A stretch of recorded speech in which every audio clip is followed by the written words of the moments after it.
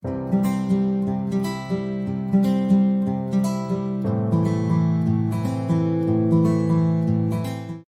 tambahkan setahun lebih.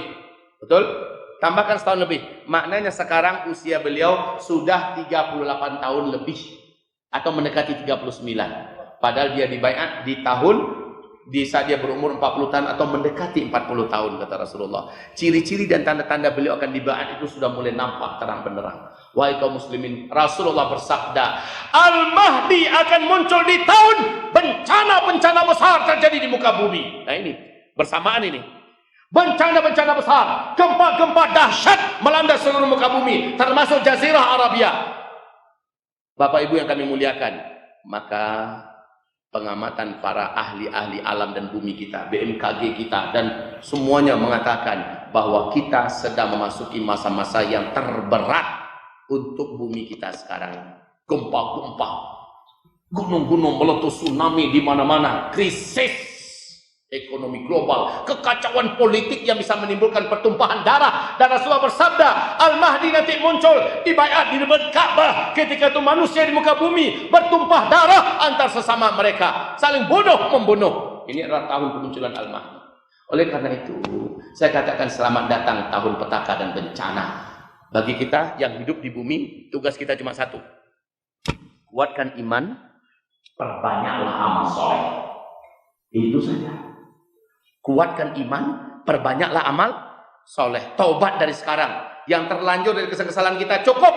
Masa lalu perbuatan-perbuatan salah sudah. Ke depan perbuatan-perbuatan soleh lah yang akan menggantikan perbuatan salah kita. Taubat. Betul-betul perbanyaklah amal soleh. Badiru bil a'mali fitanan. Berlomba-lombalah kamu, terang-teranganlah menampakkan amalan-amalan soleh. Fitanan di masa-masa fitnah. Seharusnya kita sudah menjadi manusia yang berubah lebih soleh, lebih solehah. Yang laki-laki berubah menjadi laki-laki yang lebih soleh. Jangan menjadi laki-laki solehah. Ibu-ibu kalau ada di rumah laki-laki solehah, sadarkan dia. Menantu, anakku wahai yang laki-laki, wahai kekandaku, wahai suamiku, wahai aju, wahai uda, wahai uwan. Jadilah laki-laki soleh. Laki-laki soleh itu sholatnya ke masjid, jangan di rumah. Kalau laki-laki soleh tapi sholatnya di rumah, jadi laki-laki solehah. Betul? Ke masjid. Ini kira-kira sholat 5 waktu kita, Ustaz, sholat 5 waktu kita di masjid ada berapa soft laki-lakinya? Hari-hari 5 soft. Cukup top lah itu. Padahal seharusnya kayak sholat Jumat. Kalau sholat kau musajid sedolahnya kau barang musajid ada di Bukit Tinggi kau. Model semua yang Jumat sedolahnya. Betul enggak? Hari Jumat kan serentak orang Jumatan kan? Penuh nak masjid semua. Bertanda bahwa Bukit Tinggi ini kalau laki-lakinya laki-laki soleh semua, sholatnya berjamaah 5 waktu di masjid akan seperti sholat Jumat. Masya Allah. Masya Allah, ibu-ibu diberi kelapangan. Silakan sholat di masjid, bagus, dapat pahala berkali-kali lipat. Tapi sholat di rumah kata Rasulullah lebih baik buat kalian. Maka silakan pilih. Mau ke masjid silakan, mau di rumah silakan. Tapi yang laki-laki tidak ada cerita, sholatnya ke masjid. Baik, Bapak Ibu. Sekarang ini memang orang-orang tua banyak mendidik anak di fikih dulu. Ini adalah sebuah kesalahan dalam mendidik anak. Anak dilakukan oleh akil balik disuruh pakai jilbab. Maka namuhnya disuruh pakai jilbab. Anak modern kini disuruh pakai jilbabnya laki-laki. Maka namuh pakai jilbab. Sebentar. Jadi bukan suruh anak pakai jilbab, bukan suruh anak sholat. Makanya awal pendidikan kepada anak-anak kita adalah akidah, imannya. Ibu, kalau kita membangun rumah, pasti yang paling pertama dibangun oleh tukang manapun pondasi dulu. Pondasi itu adalah asyhadu an la ilaha. Nanti tiang-tiang itu ibaratnya, kalau sebuah bangunan tiang-tiang itu adalah solat. As-solatu imaduddin. Solat itu adalah tiangnya agama, ya kan? Dinding daripada rumah itu adalah puasa. As-siyamu junnah. Puasa itu adalah dinding kata Rasulullah, pelindung. Sekat-sekat dalam rumah itu adalah zakat. Loteng adalah haji. Itu udah lengkap tuh. Tapi belum aman dari hujan, belum aman dari panas, masih berbahaya. Sampai ada atapnya. Apa itu atapnya? Atapnya adalah jihad. Yang bisa melindungi Islam ini hanyalah jihad. Sekarang kita kembali kepada pembahasan kita tadi. Kita suruh anak supaya dia mendirikan sholat. Artinya tagakkan tiang. Sementara pondasinya belum ada, Bu. Bagaimanapun santiangnya kita menegakkan tiang, dia akan mudah roboh. Karena ia seketik lunak tanah. Lah, amblasnya. Betul tidak? Maka selama ini orang tua pasti sibuk mendidik anak dengan fikih. Didik anak dengan fikih, ajakannya sembahyang, ajakannya pakai jilbab, ajakannya masalah puasa, ajakan. Sementara akidahnya enggak dimasukkan dulu. Kenalkan anak kepada Allah, sifat-sifat Allah, perbuatan-perbuatan Allah. Jadikan anak cinta Allah, takut Allah. Kenalkan anak Rasulullah. Bagaimana anak bisa meneladani Rasulullah? Ini akidahnya dulu, Pak. Kenalkan anak tak akhirat. Bagaimana neraka, bagaimana surga. Kenalkan anak. Kalau kita tidak berilmu, maka ajak anak-anak untuk mendengarkan kajian-kajian akidah. Buka YouTube. TV-TV di rumah tua, ganti le, masuk YouTube yang ada ceramah para ustaz-ustaz ahli akidah, ahli tauhid. Biarkan anak dengan kita ikut duduk mendengarkan. Tapi dari ketik tu kalau anak lagu mulai mewalih, itulah agak maduknya kawak tu. Agak mempanya seketik tu. Ya. Tapi tidak ada cerita yang terlambat itu, enggak ada. Ya. Maka sang ayah, figur ayah harus aktif saat itu. Lihat bapaknya kan, Bu? Ayah harus aktif ketika itu. Katakan pada anak, kalau engkau tidak sholat berjamaah ke masjid, tidak ada makan siang untukmu. Ya, Pak. Mudah itu. Tidak ada makan siang untukmu. Kalau engkau tidak sholat isya berjamaah di masjid, maka engkau tidurnya tidak boleh di kamar. Silakan di ruang tamu. Begitu, Pak. Ya. Kita didik anak itu dengan tegas. Kemarin baru saja iku anak saya lacui. Anak saya laki-laki, Bu. Ikunya saya lacui pakai ikat pinggang. Ikat pinggang kain, Bu. Tapi kan bunyinya kan hebat, lacui. Saya tanyakan kepadanya, berapa umurmu? 10 tahun, Pak. 10 tahun kan? Iya, 10 kali. Pak. Janji? Iya, Pak, janji. Apa janjinya? Tidak mau masbuk lagi sholatnya. Itu masbuk tuh, Bu. Masbuk. Pasti ngajuan nyo. Pokok agak-agak sebuah kebanggaan nyo. Awak lalu kuat, nyo baru mulai bergabung. Anakmu 10 tahun, membaca mereka itu. Kini nyo paling muka, nyo azan dulu. Mantap tuh. Mereka itu, Pak.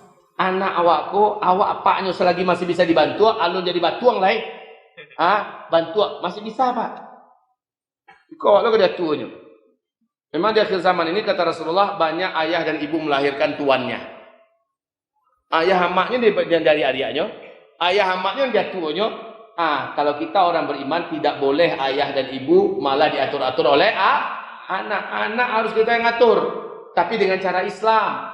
Jangan sampai ngira sembahyang wak dongkak lu nyuju sifat.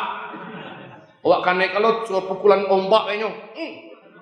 Jangan, Bapak Ibu. Ada adabnya. Ya, baik Bapak Ibu. Sudah, Bu? Ya, baik. Nah. Apakah Imam Al-Mahdi mengetahui dirinya sebagai tanda hari kiamat dan siapa yang membuatnya diri?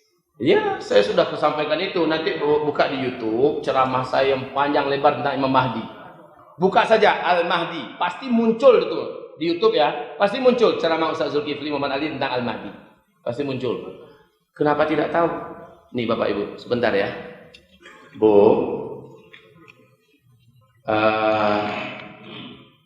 Di Jamek Vigo Baleh dan di berbagai provinsi juga sudah saya sampaikan. Bapak Ibu, saya lanjutkan.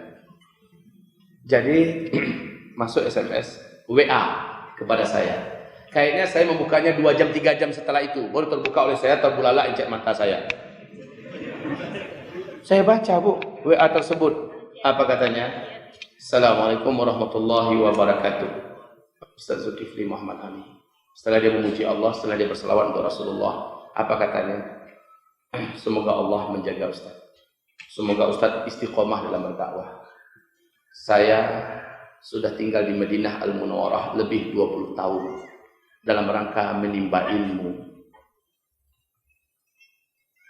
Sejak tamat SD, beliau pergi ke Madinah Al-Munawwarah, belajar. 20 tahun lebih dia belajar. Beliau mengatakan, saya mengikuti akhir-akhir ini dakwah Ustaz Zulkifli Muhammad Ali. Dan pada hari ini, saya sampaikan risalah singkat melalui WhatsApp ini kepada Ustaz untuk menguatkan Ustaz. Tapi Ustaz tidak akan bisa membalas surat saya ini. Karena nomor ini setelah saya kirimkan risalah singkat ini akan langsung saya musnahkan. Ya, Ustaz kata. Lelaki yang akan memimpin kita kelak dari keturunan kandung Rasulullah SAW, Al-Mahdi dengan ciri fisiknya, dengan nasabnya, dengan sifat-sifatnya, itu benar-benar sudah hadir saat ini dan dia adalah sahabat dekat saya di Madinah Al-Munawwarah. Ustaz, dia memiliki akhlak yang sangat mulia, persis seperti gambar Rasulullah. Akhlaknya mirip dengan akhlakku, kata Rasulullah, tapi fisiknya tidak mirip dengan fisikku, kata Rasulullah. Kan begitu? Silsilah nasabnya kepada Hasan bin Ali, ciri-ciri fisiknya lengkap seluruhnya kepadanya. Dan kami berkali-kali mengatakan kepadanya, engkaulah yang akan memimpin kami kelak, engkaulah yang akan menjadi Al-Mahdi untuk kita semua. Ini pertanyaan tadi ya. Dan beliau berkata, semoga bukan saya orangnya, semoga Fulan bin Fulan, dia lebih berhak daripada saya. Semoga Syekh Fulan bin Fulan. Kemudian dia selalu merayu-rayu saya agar ikut dengannya pergi ke Syria untuk membela kaum muslimin yang dizalimi oleh Bashar Assad di sana. Apa katanya? Saya rindu syahid, saya ingin meninggal dunia di Syria. Marilah sahabat, kita berjuang bersama-sama membela kaum muslimin yang ditindas di Suriah sana. Lalu saya katakan kepadanya, sahabatku yang kucintai, jatahku adalah Indonesia. Aku akan pulang ke tanah air. Di sana aku akan berdakwah dan di sana aku akan berjihad. Lalu apa katanya? Jika demikian, selamat jalan, selamat berpisah. Katakan kepada umat Nabi Muhammad di sana bahwa sebentar lagi seluruh dunia akan berubah. Saya telah dilihatkan oleh Allah dalam mimpi, langit mengalami hantaman besar dari luar. Kemudian seluruh bumi menjadi gelap gulita dalam waktu yang lama. Setelah itu semua teknologi tidak ada satupun yang bisa dipakai. Seluruh orang kaya serentak menjadi miskin. Satu bumi. Seluruh orang kaya serentak menjadi miskin satu bumi. Dan saat itu kehidupan benar-benar sangat berat. Hanya orang-orang yang imannya kuat dan amal solehnya sebelumnya banyak, mereka-merekalah yang akan diselamatkan oleh Allah berkat iman dan amal solehnya. Katakan pada mereka, sebentar lagi seluruh dunia akan membara jihad. Kami pun akhirnya berpisah. Saya tidak tahu bagaimana kelanjutan beliau. Apakah beliau jadi berangkat ke Syria atau tidak? Ustaz Zulkifli Muhammad Ali, teruskan dakwah antum. Ini adalah dakwah yang mubarakah, dakwah yang diberkahi. Semoga Allah menjaga Ustaz. Assalamualaikum warahmatullahi wabarakatuh. 2-3 jam kemudian saya buka itu. Saya kaget, saya baca panjang sebenarnya suratnya itu. Saya baca, Bapak Ibu, saya coba kejar dia. Ternyata betul nomor itu sudah dimusnahkannya. Saya kasih lihat pada istri-istri saya. Nah, kita kembali kepada yang tadi. Jadi terjawab bahwa beliau pasti tahu, karena beliau ahli ilmu. Beliau ahli ilmu, soleh, taat, ahli ibadah.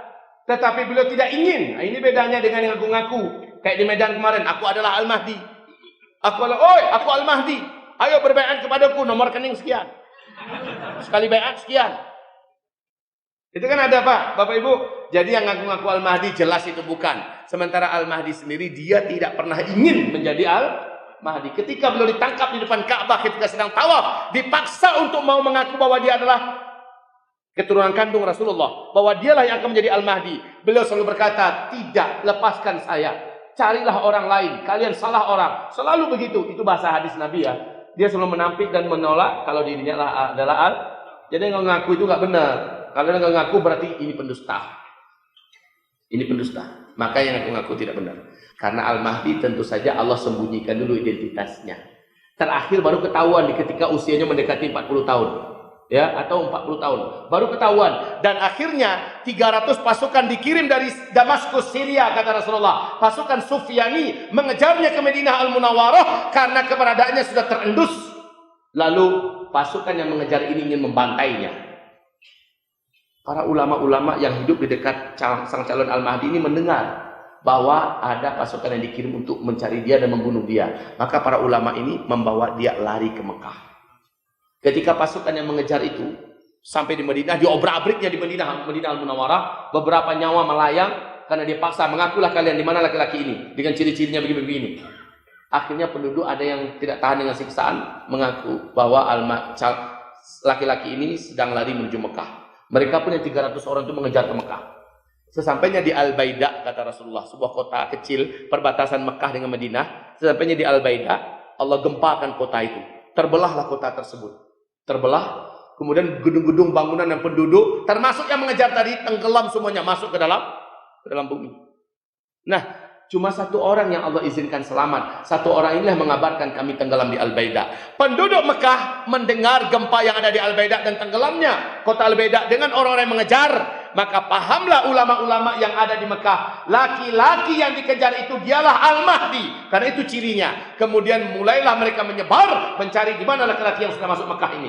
Dialah keturunan Rasulullah, dialah yang wajib dibaiat, dialah yang akan diangkat menjadi pemimpin tertinggi, dialah Al-Mahdi tersebut. Maka ketika itu dia sedang tawaf, ditangkap, lalu dipaksa untuk mau menerima baiat dan dia menolak. Terjadi debat yang sengit, dia ahli ilmu. Terjadi debat yang sengit, dia menolak dan menolak sampai malam hari. Terakhir apa kata para ulama-ulama yang memaksanya untuk agar dia mau dibaiat? Apa kata para ulama? Jika engkau menolak untuk memimpin kami, maka tanggung olehmu dosa seluruh umat Islam yang dizalimi hari ini. Ya, tanggung olehmu penderitaan yang saat ini. Hanya engkau yang bisa membebaskan kami dari kezaliman yang ada sekarang. Hanya engkau. Mendengarkan ancaman dosa itu, dia pun berkata, kata Rasulullah, izinkan malam ini saya bermunajat dengan Allah Subhanahu wa taala. Maka pun dia pun dikawal ketat. Semalaman itu dia menangis, berdoa, bermunajat, meminta petunjuk kepada Allah. Fa aslahahu Allahu fi lailah. Allah pun mengislahnya dalam satu malam. Dia tidak mengerti masalah kepemimpinan, tidak mengerti masalah menyelesaikan masalah-masalah yang begini pelik, kehancuran yang total, keekonomi yang sudah ambruk, kelaparan di mana-mana, perang di mana-mana. Bagaimana cara memperbaiki kondisi yang sebegitu parah? Allah masukkan kepadanya kemampuan dalam satu malam itu cara menyelesaikannya. Sehingga tumbuhlah kepercayaan diri yang sempurna. Besoknya barulah dia mau untuk dibaiat, dan dia pun akhirnya dibaiat di depan pintu Ka'bah antara makam Hajar Aswad dengan makam Ibrahim. Dibaiat. Baik, panjang ceritanya dan pembaiatannya terjadi di usia beliau mendekati 40 tahun, kata Rasulullah di hadis lain 40 tahun, dan ini adalah masa-masa yang dekat untuk itu. Oleh karena itu, ini harapan saya, Bu. Ambo berharap yang Ambo sampaikan kandaknya meleset. Tetapi keyakinan saya karena didukung oleh fakta-fakta, nas-nas, dalil-dalil dan bukti-bukti yang tidak bisa terbantahkan, akhirnya saya meyakini inilah masanya. Walaupun begitu saya berharap meleset hendaknya apa yang saya sampaikan. Tetapi masalah sekali lagi sulitnya saya untuk menolak. Orang-orang juga begitu katanya. Para wartawan bicara dengan saya, Ustaz, kami ingin menolak apa yang Ustaz sampaikan, tetapi sulit rasanya untuk mementahkan, untuk menolak, karena fakta-fakta yang disampaikan itu begitu terang benderang, hadis-hadisnya begitu sahih, jelas, maka kami terpaksa harus menerima dan percaya. Oleh karena itu Bapak Ibu, siapa saja di antara Bapak Ibu yang ingin selamat di akhir zaman ini, ingin dijaga oleh Allah, coba lihat di Lampung kemarin ketika tsunami terjadi, ada enggak pesantren? Bapak Ibu lihat, kiri kanannya hancur semua. Ini masuk sindak loh. Kan begitu kan? Di Palu juga begitu, Masya Allah. Saya melihat hadis Nabi mengatakan hanya orang beriman beramal saleh yang selamat. Ini udah bukan main-main sekarang. Gempa-gempa yang di Palu itu kan aneh-aneh gempanya kan. Memilih-milih. Rumah-rumah orang soleh, rumah-rumah orang taat itu selamai, Pak. Tapi yang lain-lain di blendernya. Aneh-aneh aja yang terjadi sekarang. Masya Allah kaum muslimin. Saya sekarang betul-betul yakin. Hanya orang beriman yang beramal soleh